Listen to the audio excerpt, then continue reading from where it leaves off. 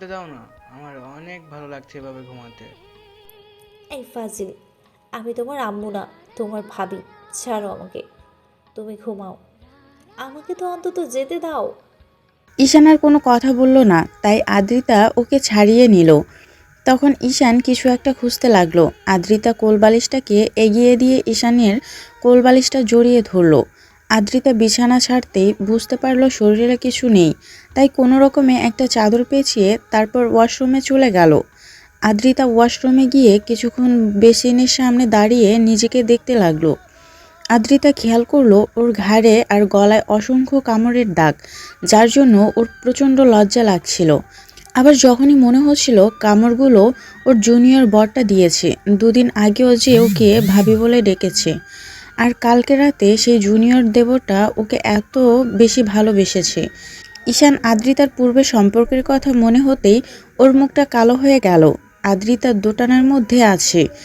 একবার মনে হচ্ছিল ও ঈশানকে মেনে নিতে পারবে, আবার পরক্ষণেই মনে হচ্ছিল হয়তো মানতে পারবে না। আদ্রিতা শাওয়ার নিচ্ছে আর ভাবছে। আচ্ছা ঈশান, কি এখন থেকে রোজ এমন করে আদর দিবে, নাকি কালকে নেশার ঘোরে আসছিল বলেই এরকম একটা কাজ করেছে? আদ্রিতা কথাগুলো ভেবে পুরো পাগল হয়ে যাচ্ছে। শাওয়ার নেওয়া শেষ করে বেরিয়ে আসলো। ঈশান এখনও ঘুমাচ্ছে। আদ্রিতা প্রথমবারের মতো একটা শাড়ি পরে রেডি হয়ে নিল। তারপর নিচে আসতেই দেখলো শাশুড়ি আর কাজের লোকটা রান্না করছে। তখন ওর শাশুড়ির পাশে দাঁড়াতেই শাশুড়ি ওর দিকে তাকিয়ে একটু মুচকি হেসে বলতে লাগলো। কি হলো মামুনি, এত সকালে তুমি রান্নাঘরে আসলে যে? আম্মু, রোজই তো আসি, তাহলে আজকে আর নতুন কি হলো? কিন্তু আজকে এসব জিজ্ঞেস করছো যে? জিজ্ঞেস করবো না? কালকেই তোমাদের বিয়েটা হলো, আর তুমি আজকে রান্নাঘরে চলে আসছো? শাশুড়ির কথাতে আদ্রিতার মুখটা কালো হয়ে গেল। মনে পড়ে গেল ঈশানের ভাইয়ের বউ হয়ে প্রথম যেদিন এই বাড়িতে এসেছিল। পরের দিন সকালেই আজকের মতো রান্নাঘরে আসছিল। শাশুড়ি মা ওকে বকা দিয়েছিল। কথাগুলো মনে পড়তেই আদ্রিতার মুখটা কালো হয়ে গেল। আদ্রিতার শাশুড়ি বিষয়টা বুঝতে পেরে আর কিছু বলল না। আদ্রিতা বলতে লাগলো। আম্মু, প্রথম দিন তো এভাবেই রান্না করে এসেছিলাম, তাহলে আজকে আবার নতুন কি হলো? তাছাড়া এমন না যে আমি এই বাসায় নতুন বউ হয়ে আসছি, তাই রান্না করে আসতে পারবো না। মামুনি, সেটা ঠিক আছে, কিন্তু কালকেই তো তোমাদের বিয়েটা হলো, তুমি এমন করে বলছো কেন? দেখো মামুনি, যেইভাবেই তোমাদের বিয়েটা হোক, তারপরেও সবে মাত্র বিয়েটা হলো, তাই তুমি আমাদের বাড়ির আবারও সেই নতুন বউ। তাই এরকম ভাবনার কোনো কারণ নেই। তুমি রুমে যাও, ঈশানকে ডেকে ওঠাও। ওকে ঘুমাচ্ছে নাকি উঠেছে? আদ্রিতার বরাবর মনে হচ্ছে ঠিক এই কথাগুলো আম্মু প্রথমবার ওর বিয়ের পর বলেছিল, আর আজকেও এমনটা বলছে। আদ্রিতা বেশ কিছুক্ষণ চুপচাপ থেকে রুমে চলে গেল। ঈশান এখনও ঘুমাচ্ছে। আদ্রিতা ওকে আর ডিস্টার্ব করলো না। গিয়ে সোফায় বসলো আর ঈশানের মুখের দিকে তাকিয়ে রইল। ঈশান বারবার বালিশের এপাশ ওপাশ করছে। ওর শরীরে কালকে রাতের আদ্রিতার দেওয়া লিপস্টিকের ছাপগুলো এখনও স্পষ্ট, যার জন্য আদ্রিতাকে বারবার লজ্জায় পড়তে হচ্ছে। আদ্রিতা এক ধ্যানে ওর জুনিয়র বরটার মুখের দিকে কতক্ষণ যে তাকিয়েছিল ঠিক নেই। তারপর হুঁশ ফিরতেই বুঝতে পারলো 9টা বেজে গেছে। বুঝতেই পারিনি কখন এতটা সময় পার হয়ে গেছে। এরই মাঝে শাশুড়িমার ডাক পড়ল। ওদের নিচে যেতে বলেছে। আদ্রিতা তাড়াহুড়ো করে এসে ঈশানের পাশে ওকে ডাকতে লাগলো। এই ঈশান, ঈশান, ওঠো। দেখো কত বেলা হয়ে গেছে, এত বেলা অবধি শুয়ে থাকলে সবাই কি ভাববে বলো? ঈশানের ঘুমটা যেন ভাঙতেই চাইছে না, তাই আদ্রিতা ওকে একটু জোরে সোরে ধাক্কা দিল। ঈশান তাড়াহুড়ো করে উঠে বসলো। খেয়াল করলো আদ্রিতা ড্যাব ড্যাব করে ওর দিকে তাকিয়ে আছে। ঈশান কিছু বুঝে ওঠার আগে আদ্রিতা বলতে লাগলো। কি সমস্যা কি তোমার? সেই কখন থেকে ডাকছি, উঠছই না। কি হয়েছেটা কি? কি হবে মানে? একটু কি ঘুমাতে দিবেন না? আমি এই ঘরে কেন? আর আপনি কি করছেন এখানে? হ্যাঁ, এখন তো ভুলেই যাবে। অন্তত এইটুকু তো মনে আছে, কালকে আমাদের বিয়ে হয়েছে, নাকি এখন আবার আমাকে ভাবি বলে ডাকবে? আদ্রিতা এরকম ধারা কথাতে ঈশানের মনে পড়তে লাগলো কালকে তো ওর বিয়ে হয়েছে, তারপর বিয়ের পর থেকে রাতে বাসর ঘরে আসা পর্যন্ত কি হয়েছিল সবাই মনে পড়তে লাগলো। এখনও ঈশানের মাথাটা ঝিমঝিম করছে। বেশ কিছুক্ষণ ওর ভাবি বউয়ের মুখের দিকে তাকিয়ে রইল। আদ্রিতা রাগী মুড নিয়ে বলতে লাগলো, কাল রাতে অনেক নাটক দেখেছি, এখন আর কোনো নাটক দেখাতে হবে না। উঠো, যাও গোসল করে আসো, আম্মু আমাদের নিচে যেতে বলেছে। কেন গোসল করতে হবে কেন? ঢং না দেখিয়ে একবার ওয়াশরুমে গিয়ে নিজেকে আয়নার সামনে দেখো, বুঝতে পারবে কেন গোসল করতে হবে। আদ্রিতা কথাটা বলে মুচকিয়ে হাসলো। তখন ঈশান নিজের শরীরের দিকে তাকালো, আর যেটা দেখলো সেটা দেখার জন্য মোটেও প্রস্তুত ছিল না। ঈশান চাদরটা একটু শরীর থেকে সরিয়ে দেখলো অসংখ্য লিপস্টিকের ছাপ লেগে আছে তার উপর, শরীরে কিছু নেই। ঈশান সাথে সাথে চাদর দিয়ে নিজেকে ঢেকে ফেললো। আদ্রিতা আবারও একটা ডেবিল হাসি দিতে ঈশান দৌড়ে ওয়াশরুমে ঢুকে গেল। তারপর বেসিনের সামনে দাঁড়িয়ে খেয়াল করলো ওর পুরো শরীরে লিপস্টিকের অসংখ্য ছাপ। ও পুরো লাল হয়ে আছে। ঈশান বলতে আরম্ভ করলো, আল্লাহ, কালকে রাতে কি একটা কাজ করে ফেলেছি। এসব কখন করলাম আমি? আর উনি বা আমার কাছে আসলো কখন? বিয়ে তো হয়েছিল সেটা মনে আছে। তারপর রুমে যখন আসলাম কেমন যেন মাথাটা ঝিমঝিম করেছিল। তারপর তো আর কিছু মনে নেই। ঈশান অনেকক্ষণ যাবৎ মনে করার চেষ্টা করলো কিন্তু পারল না। তারপর সামান্য বের হতেই খেয়াল করলো আদ্রিতা ওর জন্য ড্রেস নিয়ে বসে আছে। ঈশান আসতে দেখলো আদ্রিতা ড্যাব ড্যাব করে ওর দিকে তাকিয়ে আছে। ঈশান নিজের দিকে খেয়াল করলো ওর বুকের লোমগুলো থেকে পানি পড়ছে, যার জন্য আদ্রিতা ঘোর লাগা দৃষ্টিতে ওর দিকে তাকিয়ে আছে। ঈশান একটু লজ্জা পেয়ে গেল আর বলতে আরম্ভ করলো, কি দেখেন এমন করে? কি আর দেখবো, কালকে রাত্রিবেলায় সবটাই দেখে নিয়েছি, আর তুমিও সবটা দেখে নিয়েছো। এখন আবার নতুন করে কি দেখার আছে? মানে কি বোঝাতে চাইছেন আপনি? আমি কিন্তু কিছু করিনি। তুমিই করেছো, এখন নাটক করো না তো। আচ্ছা, সত্যি করে একটা কথা বলো তো, কালকে রাতে কি খেয়েছিলে? কি হয়েছিল তোমার? ওরকম মাতলামি করছিলে কেন? আদ্রিতার মুখে এমন কথা শুনে ঈশান ধপাস করে বিছানায় বসে পড়ল।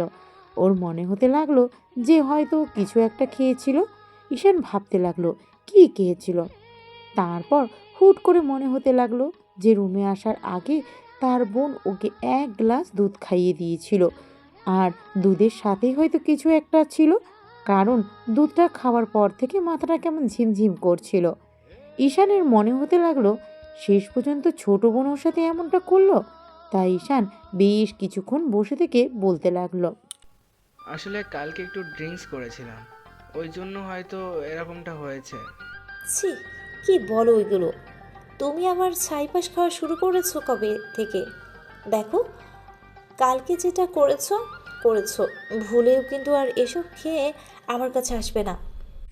আদ্রিতা কথাগুলো রাগী মুড নিয়েই বলল, যার জন্য ঈশানের হুট করেই মনে হলো কালকে রাত্রে হয়তো ওদের মাঝে কিছু একটা হয়েছে, না হলে আদ্রিতা ওর সাথে কেমন অধিকার খাটাতে শুরু করেছে। তার উপর শরীরে লিপস্টিকের ছাপ দেখেই ঈশান বুঝে গেছে কিছু একটা হয়েছে। আর যেটা হয়েছে সেটা ঈশান হয়তো মনে করতে পারছে না, কিন্তু খুব গভীর একটা সম্পর্ক ওদের মাঝে স্থাপন হয়েছে। তাই ঈশান বলতে লাগলো, আচ্ছা ঠিক আছে, ওগুলো খেয়ে আসবো না। এমনিতেও আপনার কাছে তো আসতেই পারি, তাই না? বলে ঈশান একটু মুচকি হাসলো। তখন আদ্রিতা কেমন করে যেন ওর দিকে তাকিয়ে রইল। আদ্রিতা লজ্জায় আর কথা বলতে পারল না। ঈশান রেডি হয়ে নিচে চলে যেতে গেলে আদ্রিতাও পিছন পিছন গেল। তারপর সিঁড়ির কাছে আসতেই দুজনে একসাথে নামলো। দুজনে খাবার টেবিলের সামনে আসলো। ঈশান চেয়ার টেনে বসলো, আর আদ্রিতাকে দাঁড়িয়ে থাকতে দেখে ঈশানের আম্মু ওকে ইশারায় ঈশানের পাশে বসতে বললে আদ্রিতা বসলো। এবার ঈশান খেয়াল করলো ও ছোট বোন মিহি কেমন করে যেন ওর দিকে তাকিয়ে আছে আর মুচকি মুচকি হাসছে। তখন ঈশান ভাবলো, কি মনে করেছিস আমি কিছুই বুঝতে পারিনি? তোর জন্য সব হয়েছে। তুই উল্টোপাল্টা জিনিস খাইয়ে দিয়েছিস আমাকে, আর যার জন্য ভাবির সাথে আমি এমন একটা কাজ করেছি। কি লজ্জায় পড়তে হলো। যতই উনি আমার বউ হোক, কিন্তু প্রথম দিনে এরকম একটা কাজ করে ফেললাম। হয়তো জোরপূর্বক ওনার সাথে সবটা করেছি, যার জন্য উনি এমন রাগ দেখাচ্ছে। সবাই খাওয়া শুরু করলে তখন ঈশানের আম্মু বলতে আরম্ভ করলো। আব্বু শোনো, খাওয়া দাওয়া করে কোথাও বের হতে হবে না। তুমি এক কাজ করো, আদ্রিতা মামনিকে নিয়ে শ্বশুরবাড়ি থেকে ঘুরে আসো। শ্বশুরবাড়ি কথাটা শুনে ঈশান বিষম খেলো আর কাঁদতে আরম্ভ করলো। তখন আদ্রিতা তাড়াহুড়ো করে ওর দিকে এক গ্লাস পানি এগিয়ে দিতে লাগলো আর মিহি বলতে লাগলো। দেখছো আম্মু, এখনই কত ভালোবাসা আর দুদিন পরেই আছে। ভাইয়া শ্বশুরবাড়ির কথাটা শুনে তুই বিষম খেলে কেন? এত অবাক হয়ে গিয়েছে। আদ্রিতা ঈশানকে পানি খাওয়াতে ব্যস্ত ছিল। ঈশান পানিটা খেয়ে মিহির দিকে রাগী চোখে তাকিয়ে রইল। তখন মিহি বলল, আমি বলছি যে বিয়ের দ্বিতীয় দিন তো শ্বশুরবাড়ি থাকতে হয়, তাই না? তাহলে যাবে না কেন? ভাবি, তুমি এই ভাইয়াকে বলো না। আদ্রিতা কি বলবে? এটা তো স্বাভাবিক বিষয়। বিয়েটা যেভাবে হোক, এখন তো ওইটা ঈশানের শ্বশুরবাড়ি, তাহলে যাবে না কেন? অবশ্যই যাবে। গো, তুমি বলছো না কেন? তোমার ছেলে কিন্তু আমার কথা শুনবে না। যাবে না মানে 100 বার যাবে। আর আব্বু এখন বাসা থেকে বের হবে না। আমি খুব ভালো করেই জানি বিয়ের জন্য তুমি এ কয়দিন বাসা থেকে বের হওনি, যার জন্য আশপাশ করছো। খাওয়া দাওয়া করেই হয়তো বেরোনোর চিন্তা ভাবনা নিয়েছো। কোথাও বেরোতে হবে না। কয়েকদিন আদ্রিতা মামনিকে সময় দাও, ওদের বাসা থেকে ঘুরে আসো, তারপর অফিসের কাজটা দেখতে শুরু করবে। আবু, অফিসের কাজ? তাও আবার আমি? আমি না করলে হয় না? এখনও তো পড়ালেখাটাই শেষ করতে পারলাম না। দেখো আব্বু, পড়ালেখা শেষ করতে পারোনি তাতে কি? এখন তো তোমাকে এসব দায়িত্ব নিতেই হবে। তুমি ছাড়া আর কে আছে বলো দায়িত্ব নেওয়ার মতো? মিহি সবেমাত্র কলেজে পা রাখলো, ওকে কি দায়িত্ব দেব? আর একটা মেয়ে হয়ে এত দায়িত্ব কি করে নেবে? আবু, আমি তো বলিনি ছোট বোনকে এসব দায়িত্ব দিতে। মেয়ে হয়ে কেনই বা এই দায়িত্ব নিবে? তাহলে সেটাই যেন হয়। তোমাকে আব্বু যেটা বলছে সেটাই শোনো। আর ভাবিকে নিয়ে আজকে ঘুরে আসবে, কেমন? আমরা খুব শীঘ্রই একটা পোস্ত দেখতে চাই যে আমাকে ফুই বলে ডাকবে। মিহির এরকম বেফাস কথা শুনে ঈশান আবারও কাশতে আরম্ভ করলো। এবার আদ্রিতা লজ্জা পেয়ে দৌড়ে সেখান থেকে চলে গেল। তখন ঈশানের আম্মু বলতে আরম্ভ করলো, ফাজিল মেয়ে, সবার সামনে কিভাবে কথা বলতে হয় শেখনি, তাই না? আমি খারাপ আবার কি বললাম? আমার তোমাদের ইচ্ছে করে না নাতি নাতির মুখ দেখতে? তোমাদের না হয় ইচ্ছে করে না, কিন্তু আমার তো খুবই ইচ্ছে করে, তাই না? আম্মু, তোমার আব্বু মেয়েটাকে আম্মু, একটু বোঝাও, আঙ্কেল কী সব আন্টি, উল্টোপাল্টা এখন কথা বলতে শুরু চলো করে দিয়েছে। আমরা এখান থেকে ও তো যাই। ঠিকই বলেছে। এখানে আর থাকাটা ভালো কতদিন হবে না, এভাবে থাকবে? ওদের একটু একা থাকতে দিন। বড়টাকে বিয়ে দিলাম, সে যা করলো, এরপর তো ওর প্রতি থেকে মনই উঠে গেছে। শোনো, বড় ভাইয়ের সাথে আর কোনো যোগাযোগ রাখবে না। আর যদি শুনি ভুলে ওর সাথে কোনো কথা বলেছ, তাহলে তোমার কপালেও খুব দুঃখ আছে বলে রাখলাম। ঈশান আব্বুর এমন কথাতে ভাবলো, ওই হারামজাদা যেটা করেছে সেটার পর ওকে কখনোই আমি ফোন দিব ভেবেছ? ওর জন্য আমাকে বিয়েটা করতে হয়েছে। আর কালকে ওই পিচ্ছি শয়তানটা আমাকে উল্টোপাল্টা কিছু খাইয়ে ভাবির সাথে কী যে করেছি উনি ভালো জানে। ঈশান খাওয়া দাওয়া শেষ করে আব্বু আম্মুর কথা মতো রুমে আসলো। আদ্রিতা খেয়াল করলো ও ফোনে কথা বলছে। তখন ঈশান বেশ কিছুক্ষণ ওর দিকে তাকিয়ে থেকে ব্যালকনিতে গিয়ে দাঁড়ালো। ঘন্টাখানিক পর ঈশান রুমে আসতে দেখলো আদ্রিতা কি যেন একটা ভাবছে। তখন ঈশান বলতে আরম্ভ করলো, আপনার কি মনে হয় বাসায় যেতে হবে? এখানে মনে হওয়ার কি আছে? আব্বু আম্মু অলরেডি ফোন করে দিয়েছে, বলেছে তোমাকে নিয়ে যেতে। এতে আবার মনে হওয়ার কি আছে? দেখো, আব্বু আম্মুর সামনে কোনো সিন ক্রিয়েট করো না। তাছাড়া বিয়েটা হয়েছে, মেনে নেওয়ার চেষ্টা করো। আদ্রিতার মুখ থেকে এরকম কথা শুনে ঈশান অবাক হয়ে ওর দিকে তাকিয়ে রইল। তারপর একটু হেসে বলতে আরম্ভ করলো, এসব আমাকে না বলে নিজেকে বোঝান। আপনি ঠিক থাকলে সব ঠিক। আমি জানি আপনার মেনে নিতে সমস্যা হবে, সেখানে উল্টো আমাকে বলছেন এগুলো। আপনি কি কখনো আমাকে মন থেকে স্বামী হিসেবে মেনে নিতে পারবেন বলেন?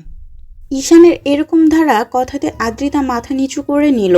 তাই ঈশান আর ওকে বিব্রত করলো না। দুপুরে খাওয়া দাওয়া করে আদ্রিতাদের বাসার উদ্দেশ্যে বেরিয়ে পড়ল। তারপর পৌঁছে কলিং বেল দিতেই আদ্রিতার আম্মু দরজা খুলে দিল। দুজনে আদ্রিতার আব্বু আম্মুর সাথে বেশ কিছুক্ষণ কথা বলল। আদ্রিতার আম্মু ওকে বলল ঈশানের রুমে নিয়ে যেতে। দুজনে রুমে আসলো আর আব্বু, ঈশান বিছানায় তুই ধপাস এভাবে করে কথা শুয়ে বলছিস কেন? পড়লো আর আমি আদ্রিতা তো শুধু বলতে লাগলো, জিজ্ঞেস করলাম মাত্র। কি আর হলো? তুই শুয়ে রেগে পড়লে যে? যাচ্ছিস কেন? শরীর খারাপ লাগছে তোমার? বাহ, বরের জন্য এত মন কাঁদে। ভাবতেই পারছি না কেউ আমার জন্য এতটা কেয়ারিং হতে পারে, এত বেশি টেনশন করে। সবসময় এরকমভাবে কথা না বললে হয় না? বিয়ের আগেও এরকমভাবে কথা বলেছো আর এখনো বলছো। বিয়ের আগে আবার এসব কথা কখন বললাম? তাছাড়া বিয়ের আগের ঘটনা আর এখনকার ঘটনা তো আলাদা, তাই না? তখন আপনি আমার ভাবি ছিলেন আর আমি দেবর, আর এখন তো আমরা স্বামী স্ত্রী। তাহলে এগুলো বলার না বলার মধ্যে তো অনেক তফাৎ আছে, তাই না? বিয়ে বিয়ে করছো? বিয়েটা তুমি মানো না আমি মানি? তাহলে কেন এসব কথা বলছো? হ্যাঁ, আদ্রিতা রাগের মাথায় কথাটা বলে ফেললো আর মুখ ফসকে বেফাস কথাটাও বলে ফেললো, যার জন্য নিমিষের মাঝে ঈশানের মুখটা কালো হয়ে গেল। ঈশান ভেবেছিল কালকে রাতে যেটা হয়েছে এরপর হয়তো আজকে ওকে এসব কথা বলা তো দূরে থাক, কখনো ইগনোরও করতে পারবে না। এখন ঈশান না চাইলেও আদ্রিতার মনে প্রাণে চাইবে ও যেন আদ্রিতার কাছে এসে ওকে এমন করে ভালোবাসে। কিন্তু আদ্রিতার এরকম একটা কথা শোনার পর ঈশান ওর মুখের দিকে তাকিয়ে রইল, তারপর বলতে লাগলো, হ্যাঁ, ঠিকই বলেছেন। আমি চাইলেও তো আর হবে না। আপনাকে তো আমাকে মন থেকে মানতে হবে। জানি না মানতে পারবেন কিনা। আদ্রিতার দেওয়ার মতো উত্তর নেই, তাই চুপ করে ওর মুখের দিকে কিছুক্ষণ তাকিয়ে রইল। ঈশান বাকিটা বিকেল বেলকনিতে দাঁড়িয়ে ফোন চাপিয়ে কাটিয়ে দিল। সন্ধ্যা হতেই আদ্রিতার আব্বু বাসায় আসতেই ঈশান গিয়ে ওনার সাথে কিছুক্ষণ কথা বলল। ওরা ঈশানকে অনেকক্ষণ যাবৎ বোঝালো আর বলল আদ্রিতা একটু রাগী, তাই ওকে মেনে নিতে সময় লাগবে। রাতে খাওয়া দাওয়া শেষ করে আবার কিছুক্ষণ আড্ডা দিয়ে ঈশান রুমে আসলো। তারপর খেয়াল করলো আদ্রিতা রুমে এসে শুয়ে আছে। ঈশান বেশ কিছুক্ষণ চুপচাপ করে থেকে তারপর বিছানার একপাশে শুতেই আদ্রিতা উল্টো পাশ ফিরে শুলো। আর আদ্রিতা ভাবতে লাগলো ঈশান এরকম কেন করছে। তারপর কিছুক্ষণ যেতেই ঈশান নিজে নিজেই বলতে লাগলো, আপনি ওই দিক থেকে শুয়ে আছেন কেন? আমার দিকে একটু তাকাতে পারেন না? নাকি খুব বেশি লজ্জা পাচ্ছেন আপনি? কেন? তোমাকে দেখে লজ্জা পেতে হবে কেন? তুমি কি বাঘ নাকি ভাল্লুক যে লজ্জা পেতে হবে? না, লজ্জা পেলে তো এভাবে উল্টো দিকে ঘুরে থাকতেন না। তাই মনে হচ্ছে আপনি হয়তো লজ্জা পাচ্ছেন। আচ্ছা, সত্যি করে একটা কথা বলেন তো, আপনি ওইদিকে ঘুরে আছেন কেন? আর এখন তো আমি আপনার স্বামী। আপনি আমার কাছে আসতেই পারেন। আর আমি তো আপনাকে কাছে যেতেই পারি। ঈশানের এরকম ধারা কথাতে আদ্রিতা কিছুক্ষণ চুপ করে রইল। একটা সময় ঈশানও একটু এগিয়ে যেতে আদ্রিতা চোখ বড় বড় করে ওর দিকে তাকালো।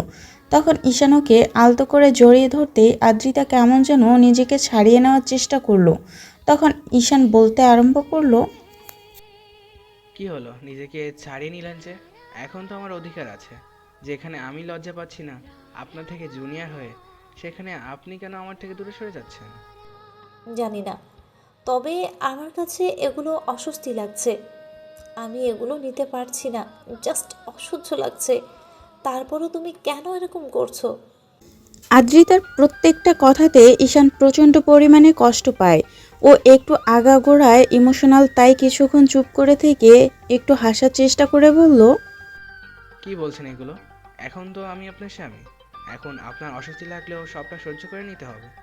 এমন না যে ভাইয়ার সাথে আপনার সব হয়েছে, যার জন্য আপনি আমার কাছে আসতে পারবেন না।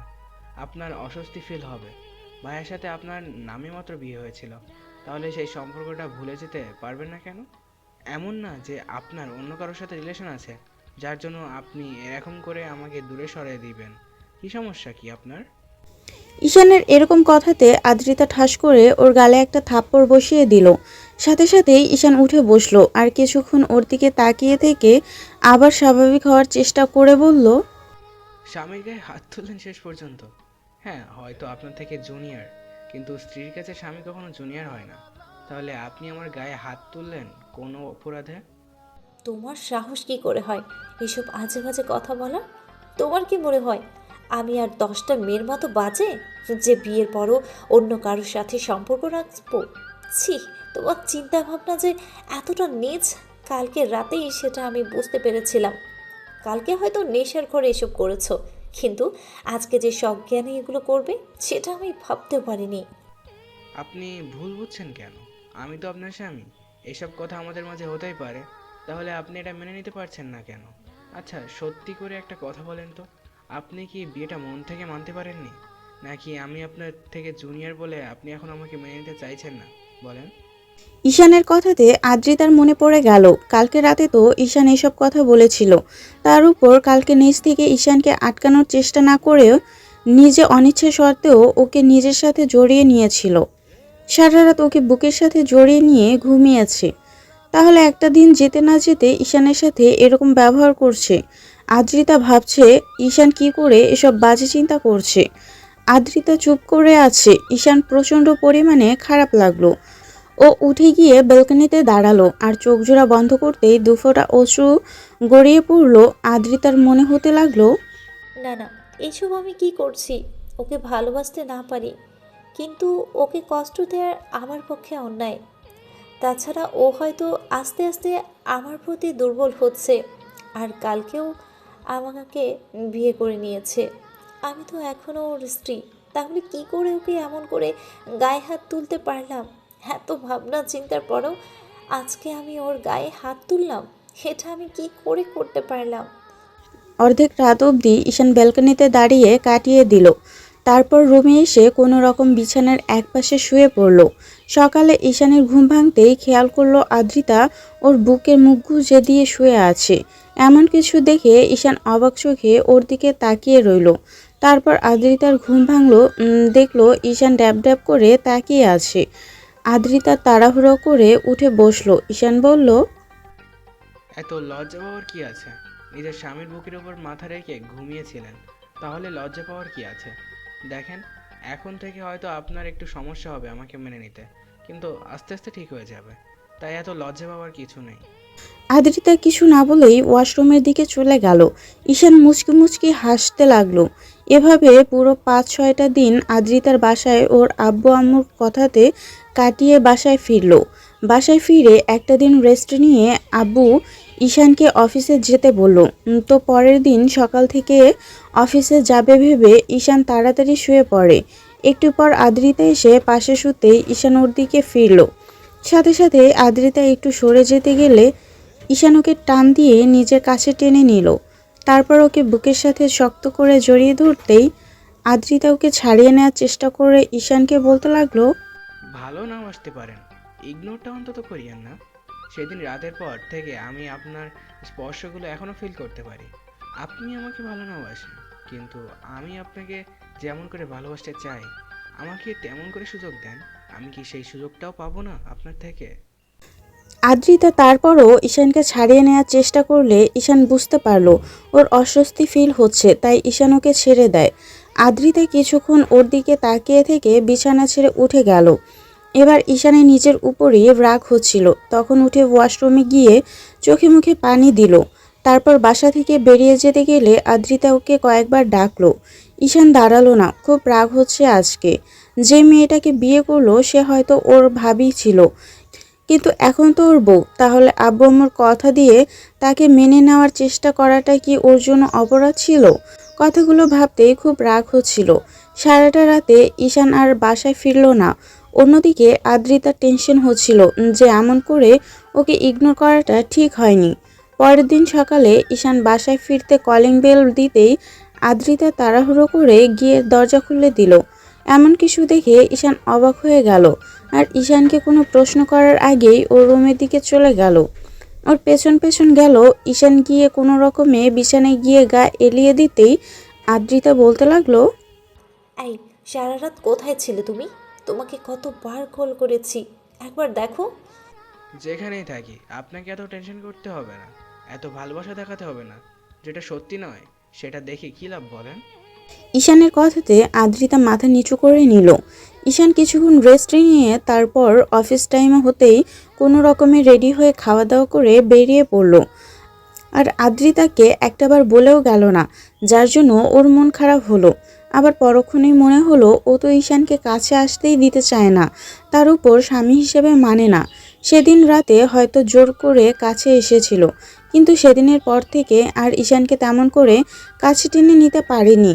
ওই রাতের ওদের মাঝে যা হয়েছিল তারপর আর কখনো ঈশান ওকে জোর করেনি, কিংবা আদ্রিতার কাছেও আসেনি। ঈশান অফিসে গিয়ে কোনো রকম কাজে মন দিতে পারছিল না। বারবার আদ্রিতার করা অবহেলার কথাগুলো মনে হচ্ছিল। ঈশান চুপচাপ বসে রইল। তারপর দুপুর টাইম হতে অফিস ছেড়ে বেরিয়ে গেল। কিছুক্ষণ একটা নদীর পাড়ে বসে একা একা কথাগুলো ভাবলো। এরই মাঝে ঈশানের বন্ধু রাজ ওকে কল করলো। তখন রিসিভ করে বলতে লাগলো, নদীর পাড়ে আছে, চলে আয়, আর প্রশ্ন করিস না। ঈশান কলটা কেটে দিল। 15 মিনিট পর রাজ আসলো। ঈশান অন্যমনস্ক হয়ে বসে আছে, গায়ে অফিসের ড্রেস। রাজ গিয়ে ঈশানের পাশে বসলো। ঈশান একবারও ওর দিকে তাকালো। রাজ বুঝতে পারলো কোনো এক কারণে ঈশানের মন খারাপ। তখন রাজ বলতে আরম্ভ করলো, তো বল, মন খারাপের কারণটা কি ভাবি? ঈশান হ্যাঁ সূচক উত্তর দিল। তখন রাজ চুপ করে থেকে আবার জিজ্ঞেস করলো, চুপ করে থাকিস না, যেটা হয়েছে সেটা আমাকে বল। আমি জানি ভাবি হয়তো তোকে মেনে নিতে সময় নেবে, একটু ইগনোর করবে, তার জন্য মন খারাপ করে থাকলে হয়? তোকে একটু বেশি বেশি ভালোবাসা দেখাতে হবে। যদিও তুই মন খারাপ করে থাকিস কিংবা রাগ করে ভাবির থেকে দূরে সরে যাস, তাহলে দেখবি কখনোই তোরা এক হতে পারবি। ঈশান বিয়ের রাতের ঘটনাগুলো রাজকে খুলে বলল। তারপর থেকে ওকে ইগনোর করছে সবটাই বলল। আগে তো যতটুকু দেবর হিসেবে কথা বলতো, এখন তার অর্ধেকটুকুও বলে না। কথাগুলো ভাবতেই ঈশানের খারাপ লাগে। এবার রাজ বলতে লাগলো, এই সামান্য বিষয় নিয়ে মন খারাপ করে থাকলে হবে? তোকে ভাবির কাছে যেতে হবে, জোর করে হলেও ভালোবাসাটা বোঝাতে হবে। হয়তো তোর বড় ভাইয়ের বউ ছিল, এই জন্য এখন তোকে মেনে নিতে সময় লাগবে, কিন্তু সেদিন রাতেও তো তোকে বাধা দিতে পারিনি। তুই তো বুঝতেই পেরেছিস তোদের মাঝে কিছু একটা হয়েছে, তাহলে সমস্যা কোথায়?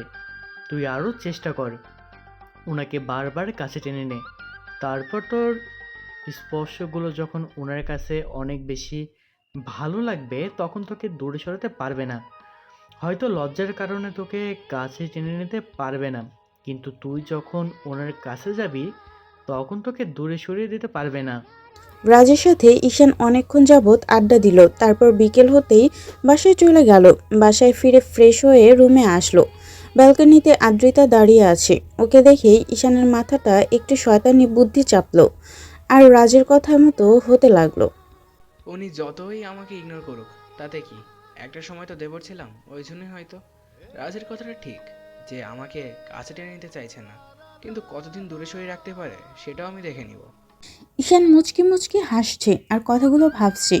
এর মাঝেই খেয়াল করলো বাতাসের শাড়িটা আদ্রিতার পেটের উপর দিকে সরে যাচ্ছে, যার জন্য ওর উন্মুক্ত কোমরটা বেশ ভালোভাবেই দেখা যাচ্ছে। ঈশান নিজেকে আটকে রাখতে পারল না, আদ্রিতার কাছে গিয়ে দাঁড়ালো। তারপর পেছন থেকে জাপটে জড়িয়ে ধরে ওর পেটের উপরে দুহাত রেখে তারপর চুলে মুখ গুজে দিল। আদ্রিতার সাথে সাথে চমকে উঠল। তারপর ঈশানকে ছাড়িয়ে নিয়ে ওর দিকে একবার তাকাতেই ঈশান হুট করে ওর কপালে একটা চুমু দিয়ে দিল। তারপর আবারও ওইভাবে পেছন থেকে জড়িয়ে ধরতেই আদ্রিতা বলতে লাগলো, ঈশান কি কি কি- কি করছো কি? প্লিজ ছাড়ো আমাকে। আর কতবার নিজেকে ছাড়িয়ে নেবেন? আর কতবারই বা নিজেকে আমার থেকে দূরে সরিয়ে দিবেন বলেন? আমি কি আপনার ভালোবাসাটা কখনোই পাবো না? আপনি আমাকে ভালো না বাসেন, আমি তো বাসি। আমাকে নিজের মতো করে বাঁচতে দেন। স্বামী কষ্ট পেলে সেই কষ্টটার জন্য স্ত্রীকে উপরওয়ালার কাছে কিন্তু জবাবদিহিতা করতে হয়, সেটা জানেন তো? তাই আমাকে দূরে সরানোর চেষ্টা করবেন না, তাতে আমি কষ্ট পাবো। ঈশান বোঝার আমি জানি আপনি আমাকে স্বামী হিসেবে মানেন না, আমাকে বিয়েটা করতে চাইছিলেন না। আমি তো আপনাকে এখন ভালোবেসে ফেলেছি। বিয়ের প্রথম দিন রাতে আমি ওই রকম উল্টোপাল্টা জিনিসকে এসে আপনাকে যেমন করে স্পর্শ করছি, সে কথাগুলো তো আমি ভুলে যেতে পারছি না। আমার ওরকম স্পর্শটা আবারও চাই। তাহলে কেন আমাকে দূরে সরিয়ে দেন? আদ্রিতা কিছু বলতে গিয়েও পারল না। আর ঈশান ওর মনের অব্যক্ত অনুভূতিগুলো আদ্রিতাকে জড়িয়ে ধরে রেখে প্রকাশ করলো। আদ্রিতা বেশ অস্বস্তি লাগছিল। ঈশান সেটা বুঝতে পেরে ওকে ছেড়ে দিল আর বলতে লাগলো, একটা কথা কি জানেন তো? এতদিন ভাইয়ার ভালোবাসার জন্য আপনি ছটফট করেছেন, আর এখন তার ছোট ভাই আপনাকে ভালোবাসে, খুব বেশি কাছে পেতে চাইছে, ভালোবেসে উজাড় করে দিতে চাইছে। সেটা আপনার সহ্য হচ্ছে না, সেটা আপনি ভাবছেন তুচ্ছ। কিন্তু যখন খুব বেশি দূরে চলে যাব, তখন দেখবেন এই ভালোবাসাটাই আপনার কাছে অমূল্য হয়ে যাবে। খুঁজে পাবেন না আপনি আমাকে। এই স্পর্শগুলো তখন মনে করিয়ে দিবে আপনার এই জুনিয়র বর আপনাকে কতটা ভালোবাসতো। ঈশান আদ্রিতার কাছে আসার চেষ্টা করে আর ও ঈশানকে এমন করেই দূরে সরিয়ে দেয়। এভাবে পুরো একটা মাস কেটে গেল। এর মাঝে ঈশান যতবার আদ্রিতার কাছে যাওয়ার চেষ্টা করেছে, আদ্রিতা ততবারই ওকে ইগনোর করেছে। আর এই একটা মাসে ঈশান বেশ কয়েকবার আদ্রিতার সাথে শারীরিক সম্পর্কে লিপ্ত হয়েছে। কারণ ঈশান যখন কষ্ট পেলেই নেশা করে বাসায় ফিরে আসে, আদ্রিতা ওকে আটকে রাখতে পারে না। আর মিহিও ঈশানের আর আদ্রিতার বিষয়টা বুঝতে পেরে কয়েকবার ঈশানকে ওইসব উল্টোপাল্টা ওষুধ খাইয়ে দিয়েছে। আর ঈশানও সেই মাতলামি করে আদ্রিতাকে জোরপূর্বক ভালোবেসে ভরিয়ে দিয়েছে, যার জন্য আদ্রিতা চাইলেও আর ঈশানকে আটকে রাখতে পারেনি। বেশ কয়েকটা দিন পরের ঘটনা, দুপুরের দিকে ঈশান বাসায় আসে। দেখে আদ্রিতা কার সাথে যেন হেসে কথা বলছে। ঈশান বেশ কিছুক্ষণ ওর সাথে কথা বলার চেষ্টা করলো। যখন আদ্রিতা কোনো রেসপন্স করছিল না, তখন ঈশানের বেশ খারাপ লাগলো। অন্যদিকে আদ্রিতা জানে ঈশানকে যদি একটু সুযোগ দেয় তাহলে ও দুষ্টুমি করতে শুরু করবে। এমনি এমনি তো আর ঈশান অফিস থেকে ফিরে আসেনি, তাই আদ্রিতা ঈশানকে কোনো পাত্তা দিল না। ওর প্রচণ্ড পরিমাণে রাগ হয়ে গেল। কন্ট্রোল করতে না পেরে টেবিলের উপরে থাকা একটা কাচের গ্লাস নিয়ে দেয়ালে ছুঁড়ে মারল, তারপর বাসা থেকে বেরিয়ে গেল। ঈশানের এরকম রাগান্বিত চেহারা দেখে আদ্রিতা ভয় পেয়ে গেল। ঈশানের প্রচণ্ড পরিমাণে খারাপ লাগলো। ভাবলো যে মানুষটাকে এত বেশি ভালোবেসে সে ওকে এরকম ইগনোর করছে। সারাটা দিন ঈশান আর বাসায় ফিরল না। রাত 12টার দিকে যখন মাতাল অবস্থায় বাসায় ফিরল, তখন দরজা খুলে ঈশান খেয়াল করলো আম্মু আব্বু মিহি আর আদ্রিতা ডাইনিং রুমে বসে আছে। ঈশান ঢুলতে ঢুলতে রুমের দিকে যেতে গেল। আদ্রিতা ওর কাছে আসলো, তারপর ওকে ধরতে গেলে ঈশান বলল, একদম আমাকে ছোবেন না, কোনো ভালোবাসা দেখাতে হবে না। আপনি আমাকে ভালোবাসেন না, এখন আব্বু আম্মুর সামনে ভালোবাসা দেখাতে হবে না। আপনি চাইলে বাড়ি ছেড়ে চলে যেতে পারেন, আমি আর আপনাকে ডিস্টার্ব করব না। ঈশানের এরকম ধারা কথা শুনে ঈশানের আব্বু আম্মু আর মিহি বুঝতে বাকি রইল না আদ্রিতা এখনও ঈশানকে মেনে নিতে পারেনি, যার জন্য ঈশান প্রায় ড্রিঙ্কস করে আসে। মিহি বিষয়টা খেয়াল করে কয়েকবার আব্বু আম্মুকে বললে ওরা বিশ্বাস করেনি, কিন্তু আজকে সচক্ষে দেখার জন্য ওরা ডাইনিং রুমে বসেছিল। ঈশানের মুখ থেকে এমন কথা শুনে আদ্রিতা মাথাটা নিচু করে ফেলল। ঈশানের আব্বু আম্মু ভেবেছিল আদ্রিতা হয়তো বিষয়টা মেনে নিয়েছে, কিন্তু এখনও যে ঈশানকে এত বেশি ইগনোর করে সেটা ভাবতেও পারেনি। ঈশান পড়ে যেতে নিলে আদ্রিতা আবার ওকে ধরতে লাগলো। ঈশান ওকে ছাড়িয়ে নিয়ে আবার বলতে লাগলো, একদম ছোবেন না আমাকে, আপনি আমাকে একটু ভালোবাসেন না, দরকার নেই আপনার ভালোবাসার। কেন বিয়ে করেছিলেন আমাকে? আমি তো অন্য একটা মেয়েকে বিয়ে করতে পারতাম, তাকেও অনেক ভালোবাসতে পারতাম। তাহলে কেন আপনি আমার লাইফে আসলেন? যেদিন থেকে আপনার সাথে বিয়ের কথা চলছে সেদিন থেকে আমি আপনাকে নিয়ে ভাবতে ভাবতে ভালোবেসে ফেলেছি। শুধু আপনাকেই বোঝাতে পারলাম না কতটা ভালোবাসি। ঈশান তুমি ড্রিঙ্কস করেছো, প্লিজ রুমে চলো। দেখো উল্টাপাল্টা কথা বলো না, আমি তোমাকে সবটা বুঝিয়ে বলবো। কি বোঝাবেন আপনি আমাকে? কিচ্ছু বোঝাতে হবে না। আপনি আমাকে যতটা পিচ্ছি মনে করেন আমি অতটা পিচ্ছি নই। আমি আপনার বর, সবটাই জানি। স্বামীর ভালোবাসাটা আমি আপনাকে দিয়েছি, আর আপনি আমাকে বারবার দূরে সরিয়ে দিয়েছেন। দরকার নেই আর আমাকে এরকম করে সাহায্য করার। অনেক দয়া করেছেন আমার উপর, আর করতে হবে না। আপনি কালকেই বাসায় চলে যাবেন আমার সাথে, আর আমার পরিবারের সাথে আপনাকে থাকতে হবে না। ঈশান কথাগুলো বলে নিজেকে ছাড়িয়ে নেওয়ার চেষ্টা করলে আদ্রিতা জোরপূর্বক ওকে রুমে নিয়ে শুয়ে দিতে গেলেই ঈশান হঠাৎ করে ওকে জড়িয়ে ধরল। আদ্রিতা টাল সামলাতে না পেরে ঈশানকে নিয়ে বিছানায় পড়ে গেল।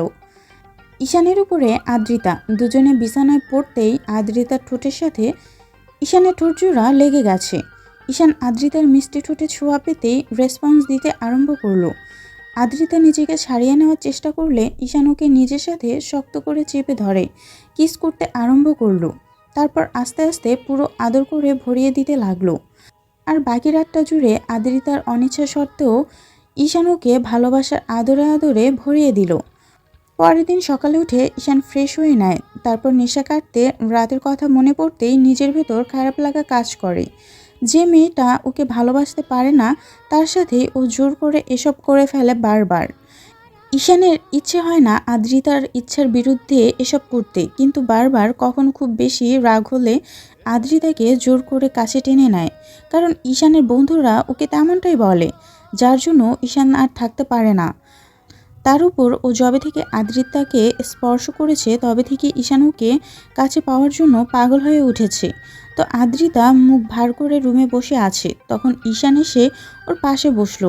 আদ্রিতা একবার ওর দিকে তাকালে ঈশান বলতে লাগলো, কালকের রাতের জন্য সরি।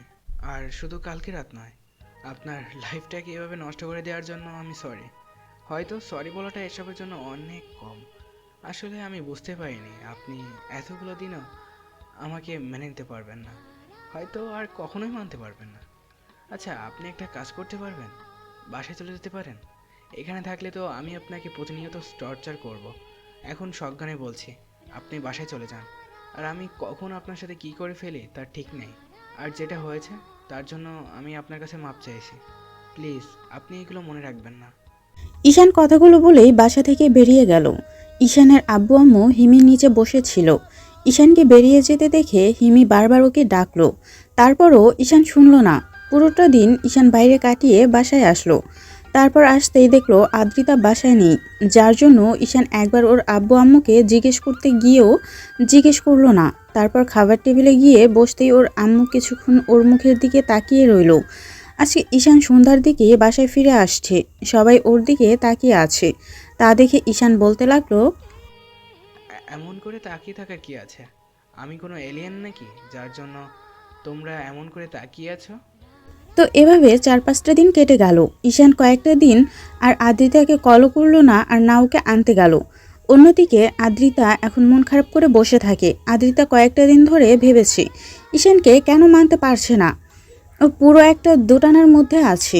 এভাবে আরও কয়েকটা দিন কেটে যেতেই ঈশান সিদ্ধান্ত নিল ব্যবসার কাজে বাইরে চলে যাবে। কয়েকটা দিন বাইরে থেকে ঘুরে আসলে হয়তো আদ্রিতার মায়াটা কাটাতে পারবে। কারণ ওকে যতবার স্পর্শ করেছে সেই স্পর্শগুলো ঈশানের মনে গেঁথে গিয়েছে। তাই ঈশানের বেহায়া মনটা বারবার আদ্রিতার কাছে ছুটে যেতে চায়, কিন্তু তারপরও নিজেকে আটকে রাখে। খুব বেশি কষ্ট হয় যাকে ভালোবাসে তাকে ছেড়ে দূরে থাকতে, কারণ মানুষটাকে বড্ড বেশি ভালোবেসে ফেলেছে। ওদের মাঝে আগে কি সম্পর্ক ছিল, বিয়ের আগে ওরা কি কাকে কেমনভাবে দেখেছে সেটা নিয়ে ঈশান ভাবে না। ঈশান আদ্রিতাকে ভালোবেসে সেটা ওর কাছে শেষ কথা, যেই ভাবা সেই কাজ। ঈশান মনে এক প্রকার আকাশ সমান কষ্ট নিয়ে 2 দিন পরে ব্যাংককের উদ্দেশ্যে রওনা দেয়। তারপর সেখানে প্রায় 1টা মাস ব্যবসার বাহানা দিয়ে পড়ে রইল। এর মাঝে আদ্রিতার সাথে ঈশানের কোনো কথা হয়নি, না ঈশান ওর সাথে কোনো কথা বলার চেষ্টা করেছে।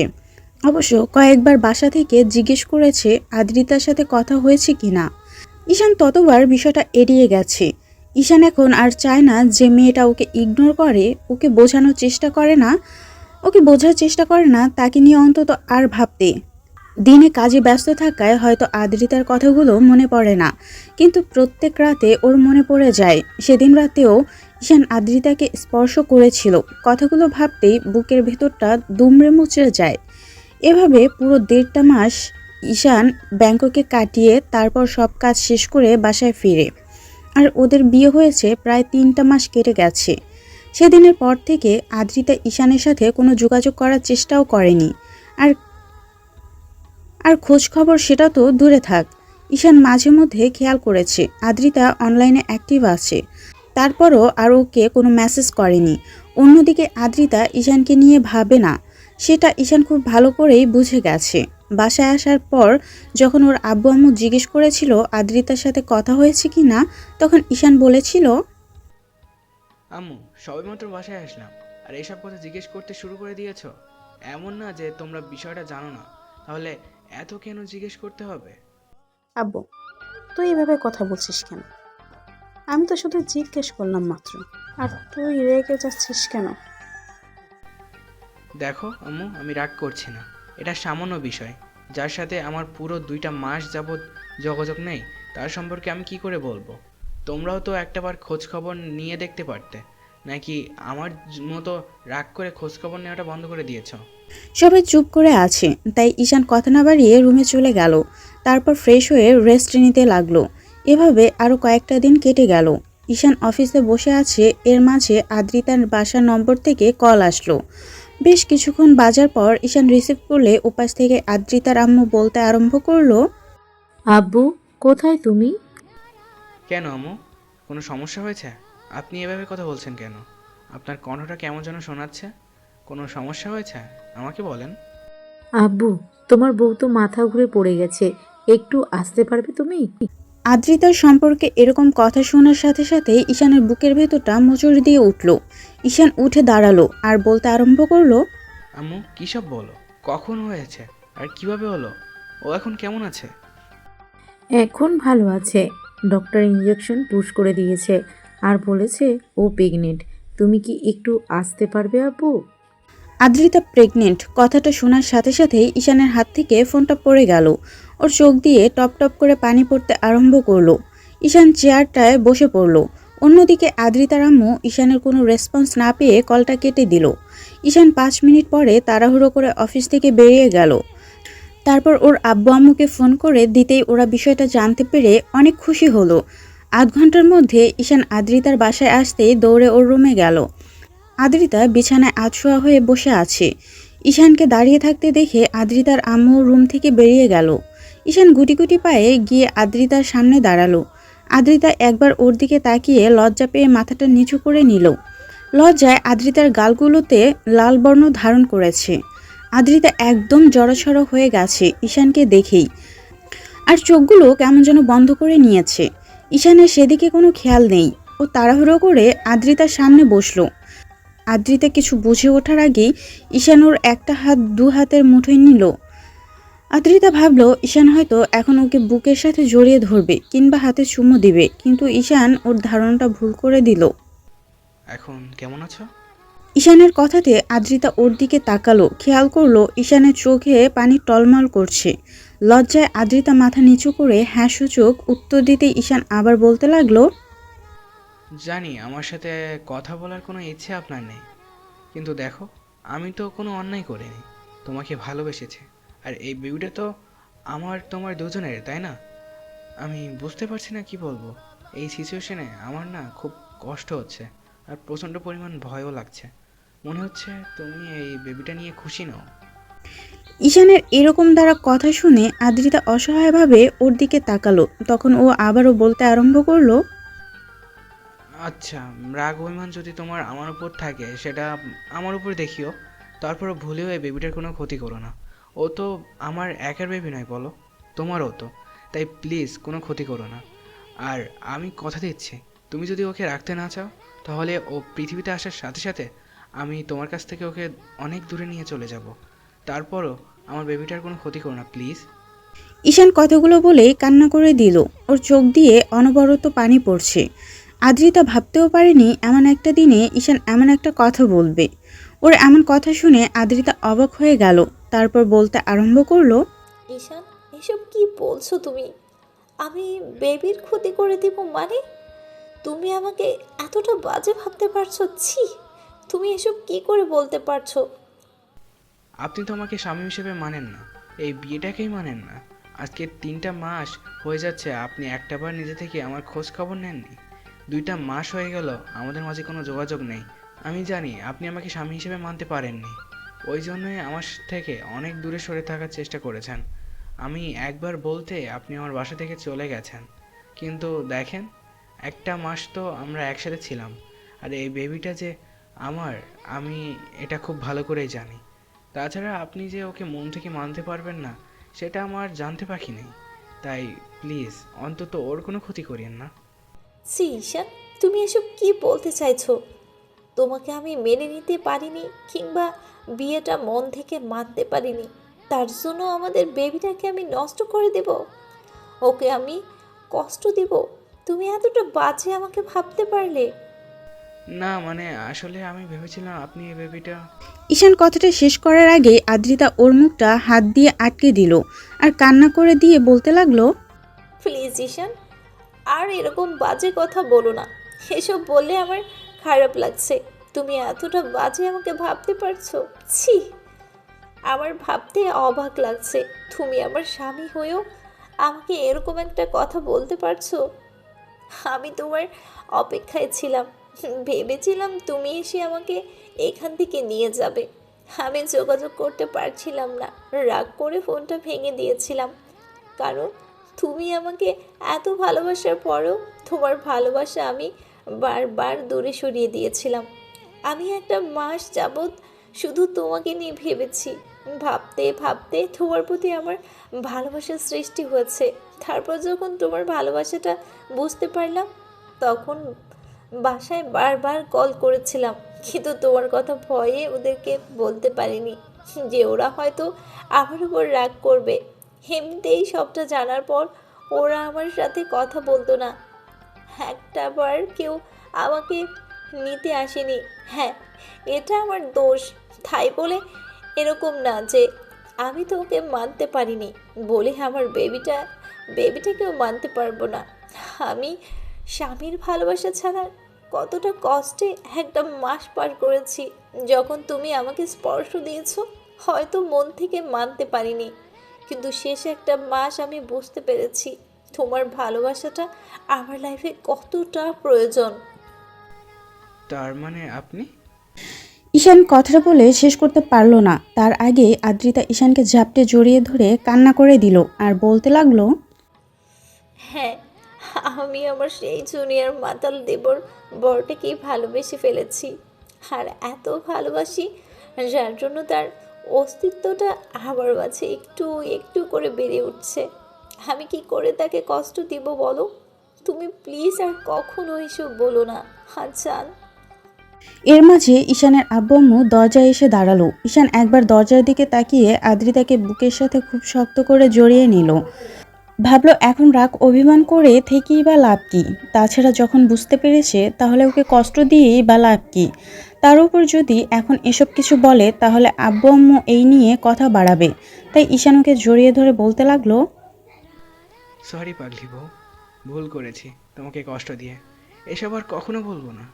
ভয় পেয়ে গেছিলাম, ভেবেছিলাম তুমি সবসময় আমার সাথে যেভাবে মিসবিহেভ করতে আমাকে দূরে সরিয়ে দিতে, কিন্তু ভাবতে পারিনি যে আমার দূরে সরে যাওয়াতে তুমি আমাকে এত বেশি ভালোবাসতে পারবে, আর ফিরে এসে আমি আমার অস্তিত্বটা তোমার মাঝে খুঁজে পাবো। ঈশান কথাটা বলে শেষ করতে পারল না, তার আগে আদ্রিতা ওকে ছেড়ে দিয়ে ওর মুখের দুই পাশে হাত রেখে ওর সারা মুখে কিস করতে লাগলো। ওদের আব্বু আম্মু ওদের দিকে তাকিয়ে মুচকি মুচকি হাসছে। তখন ঈশান বলতে আরম্ভ করলো, এই পাগলি, কি হচ্ছে এগুলো? দেখো, আব্বু আম্মু বোন, তোমার আব্বু আম্মু পর্যন্ত তাকিয়ে আছে, ছাড়ো এখন। ঈশানের এরকম কথা শুনে আদ্রিতা দরজার দিকে তাকিয়ে পুরো লজ্জায় লাল হয়ে গেল। তারপর ঈশানের বুকে মুখ গুজে দিয়ে ওকে জাপটে জড়িয়ে ধরলো। ঈশান একটু ইশারা করতেই মিহি বলতে লাগলো, আব্বু আম্মু আঙ্কেল আন্টি, এখন চলো আমরা এখান থেকে যাই। এখানে থাকাটা ভালো হবে না, ওদের একটু একা থাকতে দেই। 5 বছর পরের ঘটনা। ঈশান বেলকানিতে দাঁড়িয়ে আছে। এর মাঝে কেউ একজন এসে ওর এক হাত ধরে বলতে লাগলো, পাপাই পাপাই মামনি কি রুমে আছে? কারো আধো আধো কণ্ঠে কথা শুনে ঈশান খেয়াল করলো তন্নি গুটি গুটি পায়ে ওর দিকে এগিয়ে আসছে। ঈশান পিচ্চিটার সামনে হাঁটু গেড়ে বসে ওর গালগুলো টেনে দিয়ে কপালে একটা চুমু দিয়ে বলতে লাগলো, কেন মামুনি, কি হয়েছে? তুমি তোমার মামুনিকে খুঁজছো কেন? না মানে আমি না একটা কথা শুনেছি, জানো তো পাপাই। কি কথা আমার পিচ্চি পরিটা? আমি বলবো, কিন্তু তুমি মামনিকে বলবে না, কেমন? নাহলে মামনি আমাকে বকা দিবে। আচ্ছা বলবো না, তুমি আমাকে বলো। পাপাই, আমি শুনেছি আম্মু নাকি তোমার থেকে সিনিয়র। ঈশান তন্নির কথাতে একটা মুচকি হাসি দিল। ওর গালে একটা পাপ্পি দিয়ে ওর গলাটা জড়িয়ে ধরতেই ঈশান ওকে আলতো করে জড়িয়ে ধরে বলতে লাগলো, হ্যাঁ মামুনি, সেটা ঠিক আছে, কিন্তু তোমাকে এসব কথা কে বললো? মামনি সেদিন বলেছিল, আর তোমাকে বলতেও বারণ করেছিল। ওই জন্য আমি বারণ করলাম যেন মামনিকে তুমি না বলো। বাবা মেয়ে মিলে এখানে কি লুকিয়ে কথা বলা হচ্ছে শুনি? আমাকে রেখে কী সব বলা হচ্ছে? বাবাই চুপ করো, মামনি এসে গেছে। আর কখনো কিন্তু এসব বলবে না, আর যদি বলো তাহলে বলবো আমি এগুলো বলিনি, কেমন? তন্নি আব্বুকে ছেড়ে দিয়ে দৌড়ে চলে গেল। আদ্রিতা ওর দিকে তাকিয়ে রইল। এবার ঈশান উঠে এসেই ওর সামনে দাঁড়ালো। আদ্রিতা ঈশানের চোখে চোখ রাখলো। ঈশান আদ্রিতার দিকে ড্যাব ড্যাব করে তাকিয়ে আছে দেখে বলল, এই এমন করে তাকিয়ে কি দেখছো শুনি? কথা বলে শেষ করতে পারল না। ঈশান ওর কোমর জড়িয়ে ধরে নিজের সাথে মিশিয়ে নিল। তখন আদ্রিতা একটু রাগী মুড নিয়ে বলল, এই তোমার মতলব কি? এই ভর দুপুরে কি শুরু করলে আবার? এমন করে তাকিয়ে আছো কেন তুমি? আমার বউটাকে দেখছি, তাতে তোমার কি? আর এমন করে তোমাকে কেন কাছে টেনে নিচ্ছে বুঝতে পারছো না? এখন আমার আদরতর পাচ্ছে। আর তন্নি সেদিন বলেছিল ওর পুচকে একটা ভাই কবে আসবে, সেজন্য ভাবছিলাম যে খুব শীঘ্রই ওর ভাইটাকে আনার ব্যবস্থা করব। আদ্রিতা রাগ করবে কি? ঈশানের এরকম কথায় লজ্জায় লাল হয়ে গেল। তারপর হঠাৎ ওর বুকে মুখ লুকিয়ে বলতে লাগলো, তুমি না ফাজিল একটা, খালি এসব বলে লজ্জা দাও। তার উপর জানো এসব বললে আমার প্রচুর পরিমাণ লজ্জা লাগে, আর তুমি সেগুলোই করো। তোমাকে লজ্জায় ফেলতে তো আমার ভালোই লাগে। লজ্জায় যখন তোমার গালগুলো টমেটোর মতো লাল হয়ে যায় না, তখন তোমাকে আদর করতে বেশ লাগে। যা দুষ্টু, তোমার শ্রোতাদের সামনে কিসব উল্টাপাল্টা বলো। হ্যাঁ, তুমি না আসলেই অনেকটা দুষ্টু আর লুচু একটা। তাহলে তো লুচুরিটা করেই দেখাতে হয়। এই না, উল্টাপাল্টা কিচ্ছু করবে না কিন্তু এখন। কে শুনে কার কথা? ঈশান হুট করে আদ্রিতাকে জড়িয়ে নিয়ে হ্যাঁচকে টান দিয়ে কোলে উঠিয়ে নিল। আদ্রিতা ওর গলাটা জড়িয়ে ধরতেই ঈশান ওর দিকে ঠোঁটজোড়া এগোতে আদ্রিতা ওর শার্টের কলার আঁকড়ে ধরে ওর ঠোঁটের সাথে ঠোঁটজোড়া মিলিয়ে দিল। এই যে আপনারা কি দেখছেন? গল্পের প্রথমেই অনেক রোমান্টিক সিন দেখে নিয়েছেন, এখন আর দেখতে হবে না। গল্পটা কেমন হয়েছে কমেন্ট করে জানাবেন। আর হ্যাঁ, অবশ্যই একটা লাইক আর চ্যানেলটা সাবস্ক্রাইব করে যাবেন। পরবর্তী গল্পে দেখা হচ্ছে। ততদিন পর্যন্ত সুস্থ থাকবেন, ভালো থাকবেন আর আপনজনদের সাথে থাকবেন। ভালোবাসাকে আগলে রাখবেন। ধন্যবাদ।